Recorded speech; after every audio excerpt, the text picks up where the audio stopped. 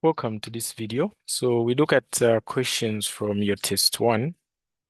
These questions are basically on trigonometry, integration, differentiation, and discrete random variables. So there are 20 questions. We're going to solve all of them. Okay, so let's take a look at our question one. So this is our question one here, and they're simply saying a discrete random variable x representing the number of patients corresponding to a new treatment has the cumulative probability distribution function be given by this formula here. Okay, and it takes x values 1, 2, 3, 4. Okay, where this k here on top is actually an integer. So the first question they're saying, which of the following pairs of statements are fully correct? Okay, so just looking at these statements here, we can't judge which one is correct. Okay, so we have first of all to find this value of k here. Okay, and then find some of these, and then now we can conclude. So let's start with the value of k. So when you're talking about discrete random variables, okay, when you're talking about discrete random variables, you're going to have three rows like that. So the first one will have the x values, and then this one will have the probabilities, okay, the p of x, or a small letter f of x, and then here you're going to have the cumulative probabilities, which is capital letter F of x, this one here. Okay, so these x values here, you're going to put them there. You're going to say this is 1, this is 2, this is 3, and this one is 4. Okay, and then the probabilities, we know nothing about those. We haven't been given here, but we've been given the formula for what? For the cumulative probabilities. Okay, so now the interesting part is that when you have your probabilities here, say let's say I have A, B, C, and D.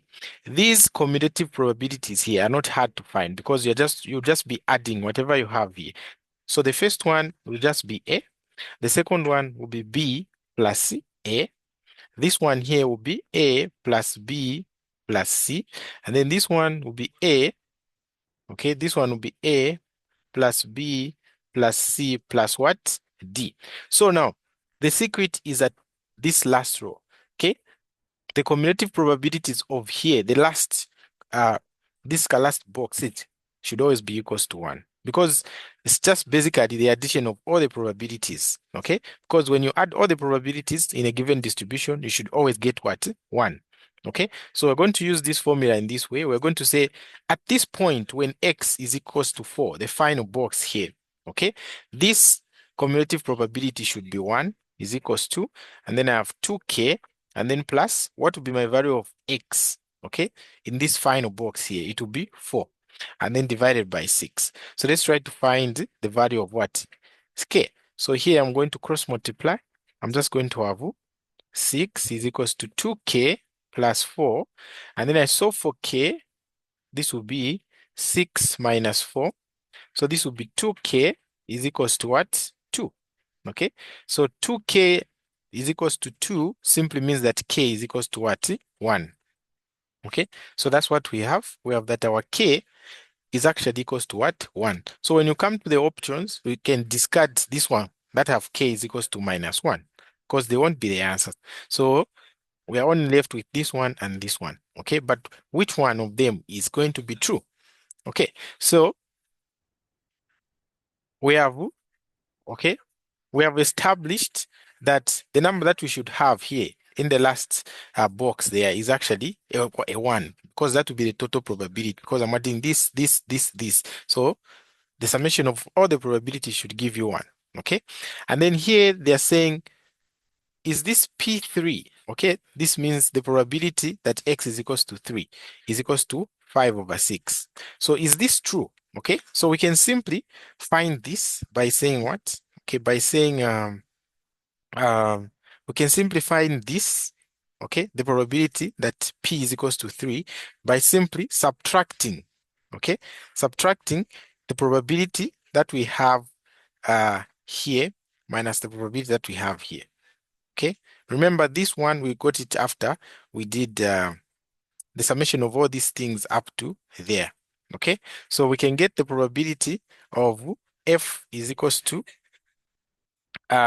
probability, this one, the probability that x is equals to 3, the probability that should be here, okay, should just be 1 minus this, the d, okay? But again, we do not have what the d is, okay? So what are we going to do there? So we are going to be very clever, okay? We're going to be very clever about that. Why? Because we have the value of k. So remember the value of k, we found that it was 1. So we can actually use this to know the value that will be here, the value that will be there, the value that will be there. So let's do that, okay? So I'm going to say, to know the value of f that is here, here or here, I just use this formula. The k is 1, so it means the formula just before x is equals to 2, because this will be 2 multiplied by 1, so it will be 2 plus x, and then over 6, okay? So we can actually find all of them. So f of x1, this one here, will be what? To be 2 plus 1 over 6. So that will just be half, okay? So where there's a there, we can put a half, okay? We can put a half. So this is half.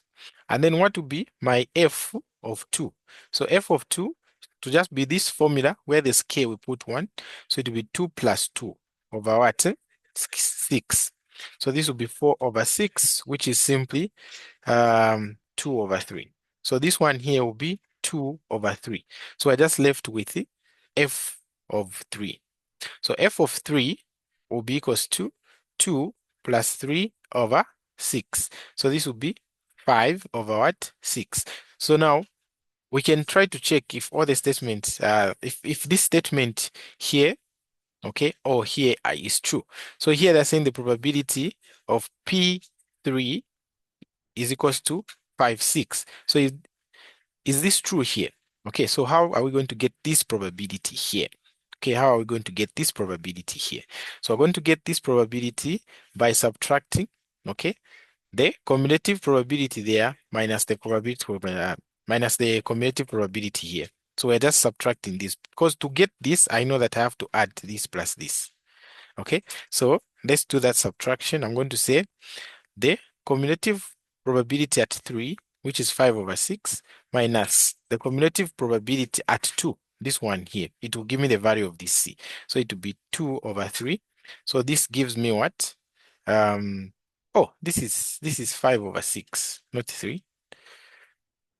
So this is 5 over 6 minus 2 over 3. Okay, so this gives me what? Gives me 6. And then 6 into 6, it's 1. So that would be 5 minus 2 into 6, that's 2. Multiplied by this 2, that would be 4. So it means that would be 1 over 6. So the probability, okay, that x is equals to 3 is actually 1 over 6. But in this statement, we've been given that it's 5 over 6, which proves that this option A here is actually what? False. So the only correct one is this one here. So you can check that if you do the cumulative probability of 4 minus cumulative probability of 2, is going to give you 1 over 3. So let's check it again. So the probability, the cumulative probability of 4 is this one. So that will be 1 minus the cumulative probability of these 2 here. So that will be 2 over 3. So we see that this one, I can write it as 3 over 3 minus 2 over 3. This will just be 1 over 3. So it means the correct answer there is what? C. So we are going to pick C in that case. Okay. Question 2, they're saying a discrete random variable x representing the number of successful organ donor recipient matches, okay, in a hospital has the following probability distribution. So if we have 1 match, it's this probability, 2 match, it's this probability, 3 matches, it's this probability, 4 matches, it's this probability. Okay. So the question now is determine the expected number of successful matches. So here we're just calculating the mean. Okay. So how do you calculate the mean when you're given a probability distribution? You're going to say the expected value of x is equals to the summation, okay, of all the x multiplied by the probability x. So what are we going to do there? We'll be multiplying this multiplied by this plus this multiplied by this, this multiplied by that. So that's what I'll do. So 1 multiplied by 0.3 plus 2 multiplied by 0.25 plus 3 multiplied by 0.1 plus 4 multiplied by 0.35. So this is like a multiplication there. Okay, so what is left now is just to punch these guys on your calculator. So it's giving me a 2.5. Okay, as my expected value. So it means here, okay, when I round off this, I get approximately 3 when I round it off. So it means um, here where they're saying we expect about 8 matches, these options are going to be wrong here. Because the expected value that we found is approximately what? 3. So the answer will either be A or C. But now we have to find the variability. Okay, so the variability, we calculate the what? The variance. So we know that the variance of x will be equals to the expected value of x squared minus the expected value of x, and then we square this. Okay, so it means which culprit are we trying to find now? We're just trying to find the expected value of x squared. So it means here, I've just come and square all the x values. So I'll square this x value, square that x value, square that x value, square this x value. So what am I going to get? Okay, so what am I going to get? So when I punch this on my calculator now, if I square those guys, it's giving me 7.8. Okay, it's giving me 7.8, and then I'll just now subtract. Okay, so initially our expected value of x, we said it was 2.5, right? And then expected value of x squared is 7.8. So to find this variance, we are going to subtract these two. So we're going to say variance of x is equals to 7.2 minus, and then the expected value of x, and then we square. Okay, so this will be 7.2 minus, and then 2.5 squared, that would be 6.25, is equals to 1.55. So the variance is 1.55. So we go for the option that has the variance or the variability 1.55. So we're going to pick this C here as our best answer. Okay. Question 3, they're saying a rare genetic condition is present in 3% of the population. Let X be the number of people with this condition in a random sample of 200 people. Okay, given that Y is equals to 2X plus 4, find the expected value of Y squared to one decimal place. So here you have to understand the question, because the whole course, medical mathematics, okay, it's about how you apply the math to the medical field. Okay, so don't be afraid of the questions. This is just simply a binomial question. Okay, this is simply a binomial question. So here, it's simply a binomial question because I can see a fixed number of trials here, which is just n is equals to 220. So our n, which the total number of people that we have in the sample, and then the the probability, I mean, okay, the probability of success. They're saying their genetic condition is present in 3%. So the probability of success would be 3 over 100. Okay, so this one will just be what? Will just be 0.03. Okay, so that would be our P. So we have our N and our P. Okay, and then we are dealing with the expected value. So on the properties, okay, of a binomial distribution, we don't have to go through over all the formula. We said the expected value is equals to N, okay, P. That's what we said. Okay, and then the variance, okay, under the binomial distribution, we just said this is the same as NP Q, where this Q, okay, is the same as 1 minus P. That's what we said on the properties. Okay, so here, for me to find this expected value of our Y squared here, okay, it means I'll have to square this term. So in this term, when I square it, I'll have X squared somewhere, and I'll also have X. So the expected value, okay, of Y squared will be equals to the expected value of, what is my Y? My Y is 2X plus 4, and then I square this. This is the expected value that we're finding. So what we need here is just to expand whatever we have in the brackets. So 2X multiplied by 2X, that will give me 4X squared, okay? 2X multiplied by 4, that will give me 8x, and then 4 multiplied by 2x, that will give me another 8x. So this here was 16x, okay?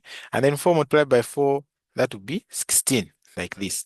And then now we're just going to distribute this expected value. So it would be 4 over the expected value of x squared, okay? Remember, the expected value is linear, and then it will be plus the expected value of, this should be 16, and then expected value of x, then plus the expected value of what? 16. So we just have to find the expected value of x from this information and the expected value of x squared from this same information. So the x squared, we're going to get it from the variance. Okay, so let's start with the expected value of x. So the expected value of x, okay, will be equals to p multiplied by n. So n is 220 multiplied by the p, which is 0.03. So when I multiply this, okay, I get 6.6. So this is my expected value of x. So we can write it there. Expected value of x is 6.6. Okay. So now to get the expected value of x squared, we have to go via the variance formula. So we said the variance of x will just equals to np and then q, right? But the q is 1 minus p. So this one will be 220 multiplied by 0.03, okay? And then multiplied by 1 minus 0.03. So when I multiply this, okay, on my calculator, it's giving me 6.402. So this is the variance, right? So just keep the value of the variance here. The variance is 6.402. Okay, so from this value, we can calculate the expected value of x squared. So remember the variance of x, if we write its formula, it's the expected value of x squared minus the expected value of x squared. So I can make this the subject. So it will be the expected value of x squared is equals to variance of x. Okay, and then this one goes to the other side, so it will be plus the expected value of x and then squared. So this will be equals to, so the variance of x, okay, is what? It's this guy, 6.2402 plus. The expected value of x, we found him, he was here. So this is 6.6 and then squared. Okay, and then we can add this. What are we going to get? So if we add this on the calculator, I'm getting 49.962 as my expected value of x squared. Okay, so I can write it somewhere on top here. Expected value of x squared is equals to 49.962. And then now I can go back to this formula to find my expected value of what? Y squared. So remember we said our expected value of y squared was given by this formula here down. So let me rewrite it. So it was the expected value of x squared is equals to, this should be y squared now. So this would be y squared was equals to this. So that would be 4 multiplied by the expected value of x squared, which is 49.962 plus 16, the expected value of x, which is 6.6 plus, what is the expected value of a constant? It's just the same constant, 16. Okay, so that is what we have. And then we just punch it on the calculator. So on the calculator, when I do this and I put to one decimal place, I'm getting 321.4. So here we're going to choose option what? D. Okay, so we go to question 4 now. So question 4 is very simple. We are just applying the binomial formula. So they're saying, suppose it is known that only 1% of the Unilus students routinely undergo screening for sexually transmitted infections, STIs. In a random sample of 80 students, calculate the probability that exactly 4 students will respond to have been undergoing STI checkups. Okay, so here, it starts to understand the question. Okay, so our P, the probability of success is 1%, which is 1 over 100. So this gives me 0.01. And then my N, the sample size, is just 80. Okay, so what would be my Q? My Q is 1 minus P. So this will be 1 minus 0.1. So this will be 0.99. Okay, so that is what I have. And then from the binomial formula, we know that the probability that x um, is equals to k is equals to, okay, is given by n, okay, and then for, I mean the k that you want, okay, and then the probability of success 0.01, okay, to the power this k, okay, or the probability, okay, to the power k, and then the probability of failure 0.99 to the power, okay, 0.99 to the power what? To the power n minus k. So this will be n minus k. So this is the formula here. So now I just plug in the numbers here. So I want to find the probability that exactly 4 students will respond. So it means my k is 4 there. So it will be the probability of x is equals to 4 is equals to, the n is 80, and then I have 4, okay, 0.01 to the power 4, and then 0.99 to the power n minus k. So n is 80, k is 4. So when I subtract, I get 76. So now we just pass this on to the calculator to find the answer. Okay, so when I do this, I'm finding, so you do 80 combined 4, multiplied by 0.01 to the power 4, multiplied by 0.99 to the power 76. So this gives me 0.00737. So this is 0. So make sure you counter check with your own calculators, but that is what my calculator has given me. Okay, and then you look at your answers, which one is closer? We see that this one is closer to the answer. So 0.007. So when they round it off from here. So we pick B as the best answer there. Okay. And then question 5, it is also binomial, but it is being taken as an approximation to the Poisson distribution. Okay. So let's look at it. So they're saying an influenza outbreak affects 3% of the population. So it means this is the probability of success, 3%, meaning 0.03. Okay. Takes 3% of the population. And then they're saying a medical researcher tests a random sample of 200 people, meaning N is 200, okay, for the condition. She decides to initiate a nationwide alert if at least 5 of the sample are already what? Infected. So now the question is, using a suitable approximation, find the probability, okay, that the alert will be triggered. So the alert will be triggered, okay, if the probability is equal to or greater than 5. So the probability that we want trying to find here is that this x is greater than or equal to what? To 5. Okay, but here, finding that it's greater than or equal to 5 will be cumbersome. So we get the complement. So the complement of this will be 1 minus the probability that x, okay, 1 minus the probability that x is actually less than what? 4. So this is what we are going to what? To find. Okay, so now this one will be 1 minus the probability that x, oh, I forgot the equal sign, less than or equal to 4. Okay, so now we're going to find this probability using the suitable approximation. And that approximation is the Poisson approximation. Okay, so for Poisson approximation, we have to find the rate or the parameter. So the rate lambda is given by NP. So this will be equals to our N, you can see it's 200 multiplied by our P, which is 0.03. So it means this lambda will be equals to what? So we punch this on the calculator. It's giving me 6. Okay, so it means X will approximately, okay, follow a Poisson distribution with lambda 6.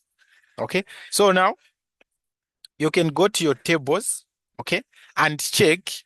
Okay, I don't have the table here, but when you go to the Poisson table, you go where you have the rate or lambda 6, okay, and then you check for the probability that x is less than or equal to 4. So what you should find there will be 1 minus this probability here, okay, given this condition here, okay, from the table it will be 0.285056 and then 5. Okay, I've run out of space. So that would be my probability there that x is less than or equal to 4 from the Poisson table. Okay, so now when I subtract this, what am I going to get? I'm getting 0.7149435. Okay, so I can just round this off to 4 decimal places, becomes 0.7149. So you see that we only have one answer there where we have this value, right? It's on A there. Okay, and this probability here, if we get it from the table, I found it was this one. It's the same as this one. Okay, so you get A as your what? As your best answer there. So make sure you know how to use the Poisson distribution table there. Okay, and then number 6. Okay, number 6, they're saying a laboratory technologist is studying blood glucose levels measured in millimoles per liter in a patient with diabetes. For easy analysis, she codes the glucose values using the transformation, this one here, okay, where X is the original glucose level and the Z is the coded value.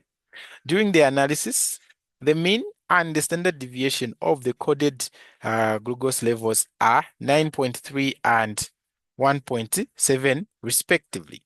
So what does this mean here? Okay, it means that the mean for the coded value. So the mean for the coded value Z is 9.3. Okay, and then the standard deviation,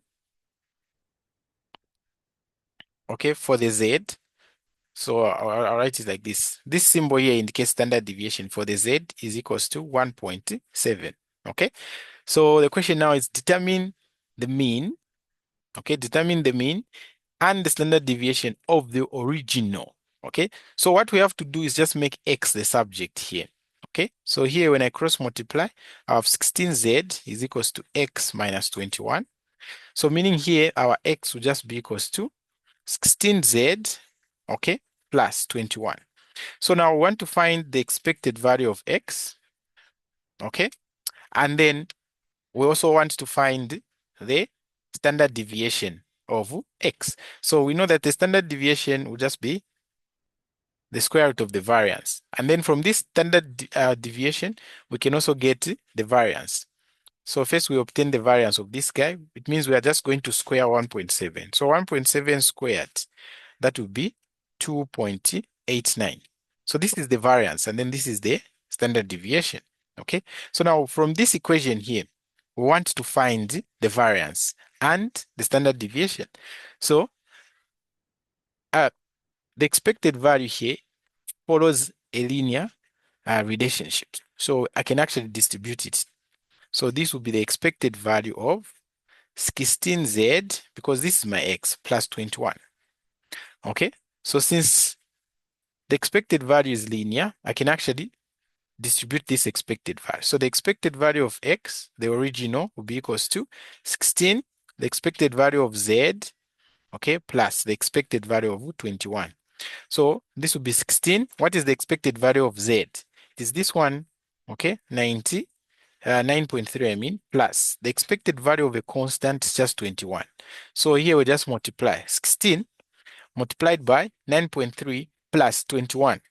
Okay, so that one is going to give me 169.8. So please counter check with your own calculators. Okay, so I see it on A and what? B.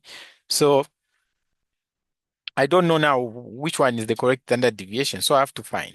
So for me to find the standard deviation, I first have to find the variance. So standard deviation of X, we found it is 169.8. Okay, so now let's find the standard deviation. So the standard deviation, okay, basing it on this same formula here to be the standard deviation.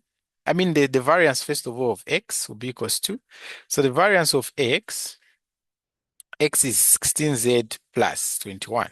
So when I distribute this, what do I get? Okay, I get 16 variance of, what am I going to get? I get 16, I should square this guy, right? I should square this guy. So it will be something like this. To be 16 squared, because I've factored out a constant when you are finding variance. And then variance of Z, okay, plus the variance of this constant. So the variance of a constant is always 0. Okay, so this will be 16 squared multiplied by the variance of z. So the variance of z was this. So it will be 2.89. So let's multiply there. 2.89 multiplied by 16 squared.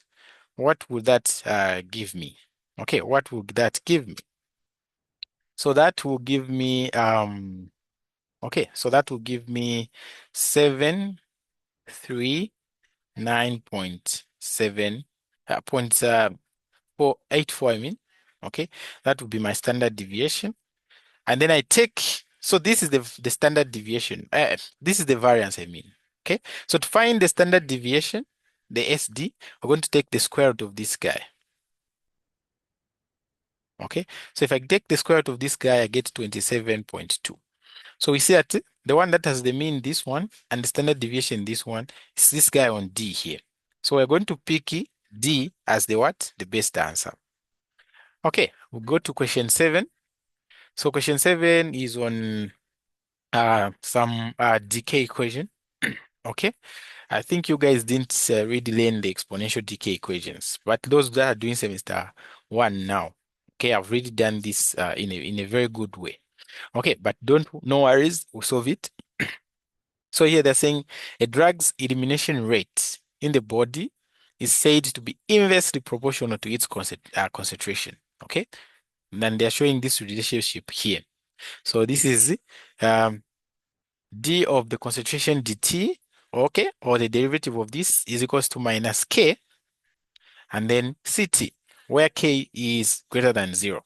So here they're saying if a patient is administered, okay, 126 milligrams, okay, per liter antibiotic at 9 hours, okay, what will be the drug's concentration at 12:45 p.m. the same day if the admission rate constant is this guy here?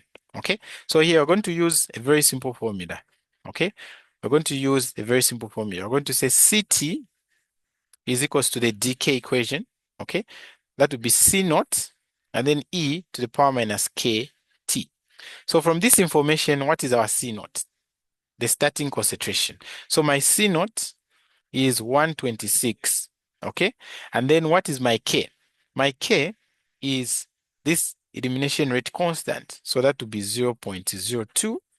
Okay, and then my time I have to calculate. Okay, so from 9 hours to 12:45 p.m. the same day, how many hours are those? So you subtract. Okay, 12 subtracted by 9, that is 3. And then 45 minutes subtracted by 00, that would be 45. So it means the time is, okay, from 9 hours to 12:45, the time that elapsed was 3 hours 45 minutes. So now we have to express this time in terms of hours. So this 3 is already in hours. And then this 45 minutes, we divide it by 60 to get the time in what? Hours. So when I divide this, okay, 45 divided by 60, it gives me 0.75. Okay, so it means the time in hours will be 3.75 hours. Okay, so we have the time, we have the rate constant, we have the initial. We can now find this concentration at this time here. Okay, so I'm going to say, okay, CT, or the concentration at this 12:45, is equals to 126 e to the power, okay, to the power minus, the k is 0.02 multiplied by the time, which is 3.75. Okay, so we just punch this now into the calculator. So we do 126, okay, and then multiplied by e to the power minus 0.02 multiplied by 3.75. So this gives me approximately 116.9. Okay, and that should be milligrams per liter. Okay, so you go on your answers, you check if you have such a number. We can see it on C here. So we're going to pick C as our answer. And then question 8. Okay, question 8 is on finding the volume of a surface that is being rotated, okay, along an axis. So this thing here is being rotated, okay, around this x-axis. So it will form something Okay, it will form a solid, and that we can calculate the volume of that solid. So let's read the question from the start. That's saying an exponential curve C, this curve here, okay, is defined by y is equals to e to the power x. So this curve, okay, encloses a region with the lines x is equals to -1, this one here, and the lines here x is equals to 1, and the x-axis with the curve here, okay?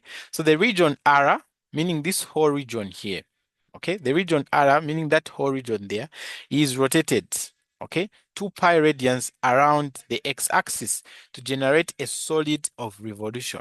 Find the exact value of this volume generated. So there you just have to know the formula. So we know that the formula, okay, of a region that has been rotated is equals to pi, okay, and then the integral from the lowest limit, which is what? -1, to the highest, which is 1, and then I get the y squared dx.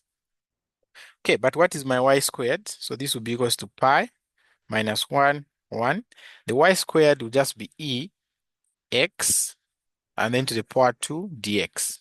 So this will be equals to, okay, pi, the integral from -1 to 1 of e to the power 2x. So this is what we have, okay? And then dx. So here now we just have to know how to integrate an exponential function. So this will be pi, and then what will be the integral of this? Okay, it will be the same thing, and then divided by the derivative of the power. So what is the derivative of 2x? Just 2. Okay, and then I put the limits 1 and -1. So this will be pi, and then e to the power 2 when I substitute this x with 1 over 2, okay, and then minus e to the power, when I put the -1 here, that will be -2 over x. So this is the value that I have. Okay, that is the value that I have. So what I need to do here is just, I can say, I can take out the half. So it will be pi over 2, and then e to the power 2 minus e to the power -2. So I can go on my calculator, punch this value. Go on my calculator, punch this value. Okay, and then subtract them. So what am I going to get when I do that? Okay, what am I going to get when I do that? Okay, so when I do e to the power 2, okay, when I do e to the power 2 minus e to the power -2, okay, so that one is going to give me, okay, a certain number. So it's on my calculator. And then I divide it by 2. It's going to give me volume is equals to 3.62689 and then pi. Okay, so we pick the answer which is closer to this. So this will be 3.6 pi. So we're going to pick B there as our best what? Answer. Okay, going to pick B there as our best answer.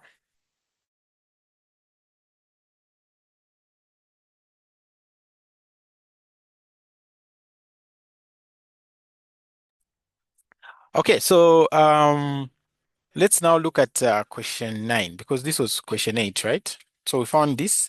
Let's look at question 9. All right, so question 9, they're saying a patient is receiving a continuous intravenous infusion of a medication.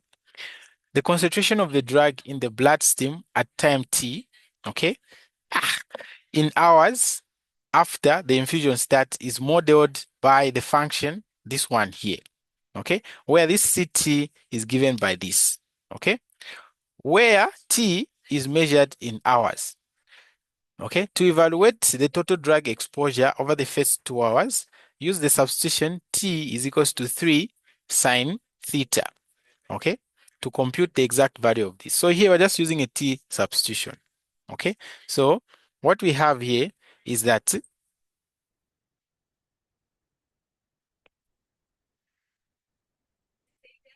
okay, just a minute, someone is calling me.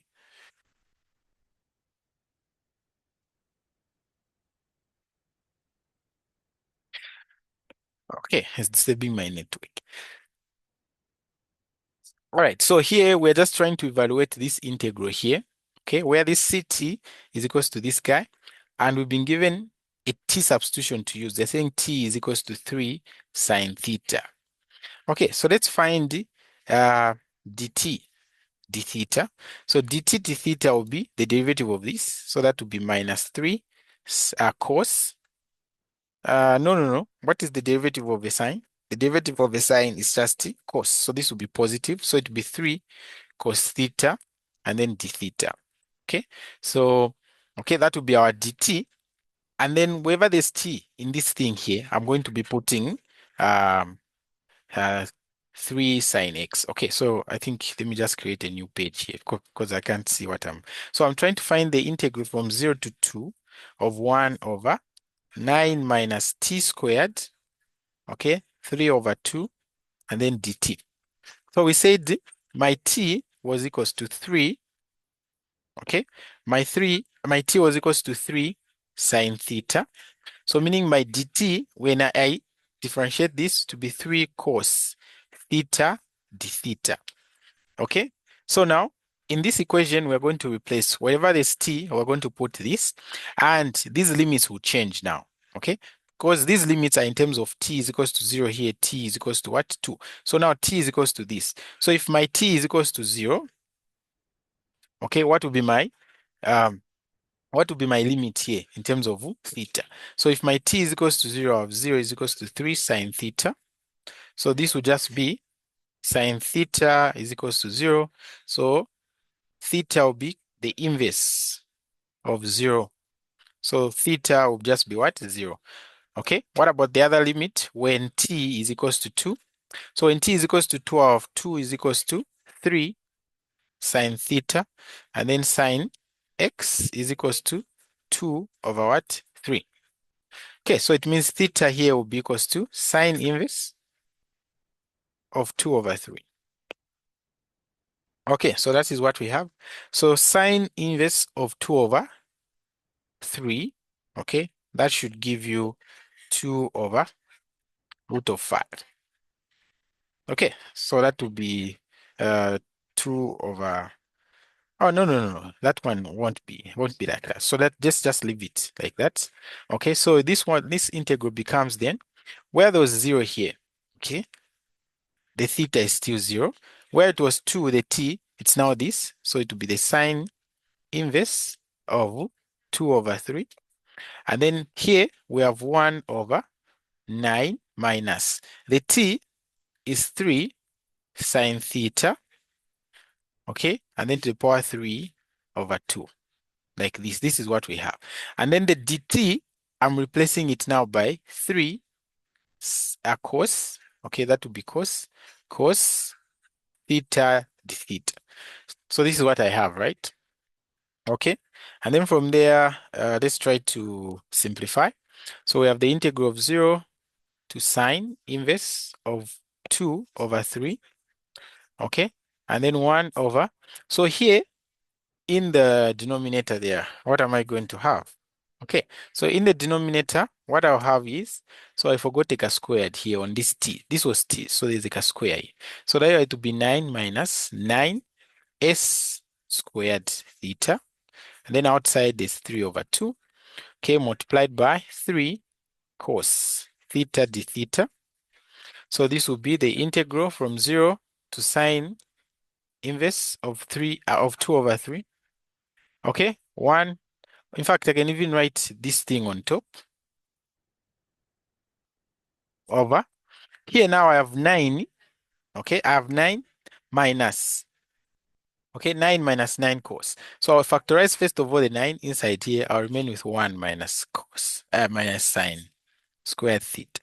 So what is this? This is just cos squared theta. So it will be 9 cos squared theta down here. So it will be 9 cos squared theta, this guy, and then to the power 3 over 2. Okay, so what are we going to have? So I can erase this. Okay, so here it will be the integral from 0 to sine minus 2 over 3. Okay, and then here, what am I going to do? I can simplify the term that is down there. So this term here, I can simplify it. So it is to the power 3 over 2. So what does that mean? Okay, it means 9 cos squared theta. I raise it to power 3, and then I take the square root. of 2. This is what it means. Okay, so what am I going to get there if I do that? Okay, what am I going to get there if I do that? Okay, so if I do that, I'm going to get here, it will be 27. Okay, I think that will be 27. So if I do 3 to this, 3 to this, I get 27 cos. And then this one, it will be what? To be cos to the power 2 and then to the power 3. What am I going to get? I'm going to get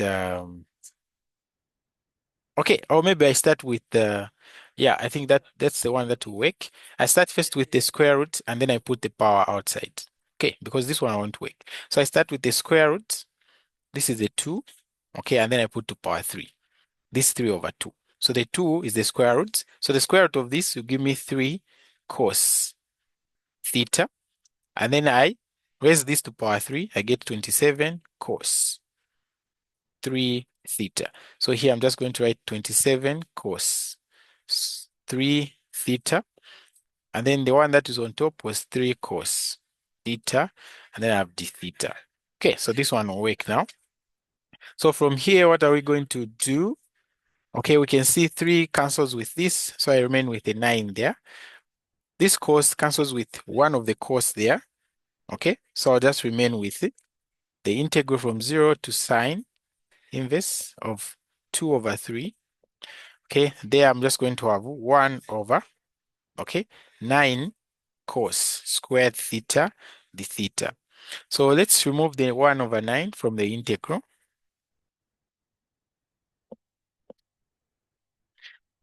Okay, so this will be cos. Okay, this will be what now? This will be 1 over cos squared theta d theta. But what is 1 over cos squared squared? Okay, that one will just be sec. This will just be sec squared theta d theta. So now we can find the integral of this. So the integral of sec squared theta is simply tan. Okay, so here this one will be equals to 1 over 9. And then the integral of this guy is just tan theta. I'm sure I learned the trigonometric integrals. Okay, and then 0, this is 0. And then here I have sine inverse of 3, that is 2 of 2 over 3. Okay, so let's just substitute now. So this will be equals to 1 over 9. And then tan, okay, of this angle now is sine inverse of 2 over 3. So this one is like a question that we had in tutorial sheet 1, and then minus tan 0. Okay, minus tan 0. So this will be 1 over 9. Okay, and then what are we going to get? What is tan 0? Okay, so tan 0 is just 0. So this one is minus 0, but what is the value of this guy here? So here you just have to come up with a triangle and then you find this value. So I don't know if I should show you, but anyway, let me do it. So I'm going to say this is my theta and it's pointing this direction. Okay, it's pointing that direction. And then what would be my, okay, I think let me get this one first. So this one, sine is equals to theta, right? So this one will mean that sine theta will be equals to 2 over 3. So this is sine. So sine, so katoa. So this is opposite over hypotenuse. Okay, so this is the opposite where I'm pointing. Okay, the hypotenuse is 3. So now I have to find this using Pythagoras theorem. So that would be 3 squared is equals to 2 squared plus the one that's supposed to be there, adjacent squared. So it means adjacent squared will just be equals to 9 minus 4, which is just 5. And then I get the root. So it means here I have root 5. Okay, so now it means tan of this theta, because we said this guy is just a theta, right? So tan of this, tan will be toa. So that will be opposite, which is 2, over the adjacent, which is what? Root of 5. So this is what I have. Okay, this is what I have. So it means my final answer will just be 2 over 9 root 5. Okay, so that would be my final answer. So if I go on the options there, do I have it? Yes, I do. Okay, what was my final answer here? Okay, what was my final answer? Okay, it was this one, and then they just completed the square. I mean, they rationalized the denominator. So if I rationalize this denominator, I multiply by root 5, I multiply by root 5, I'm going to get 2 root 5. And then here root 5 and root 5 give me a 5. So 9 multiplied by that 5, that is the 45 that I'm seeing. Okay, so this one now is clearly visible there. So they just rationalize the denominator. So if you don't know to rationalize, you can't see the answer. So if I go here, you can see that it is this one on B. Okay, so you've seen how to solve it. Okay, let's look at question 10. Okay, question 10, they're saying evaluate the integral, this one using integration by parts. So integration by parts, I'm going to say let my u be equals to x, and then my dv be equals to sine x dx. So from here, I'll find my du, which will just be dx, okay, because I'm finding the derivative of x, which is just 1. And then here, I'll say v is equals to the integral of sine x dx. So this will be equals to, what is the integral of sine x? It is minus cos x. Okay, and then we apply the integration by parts. This will be equals to uv.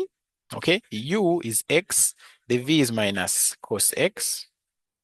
Okay, and then I say minus the integral, okay, of u, I mean of v, which is minus cos x. Okay, and then I put du. So du is just dx. So this will be minus x cos x. This negative goes outside, it is plus the integral of cos x dx. So this gives me what? Okay, minus x cos x plus. What is the integral of cos x? The integral of cos x is sine x, then plus the c. So you check where you have such an answer there. Okay, I see it on A. I see that one on A. So I'm going to pick A. So A is my final answer here. All right.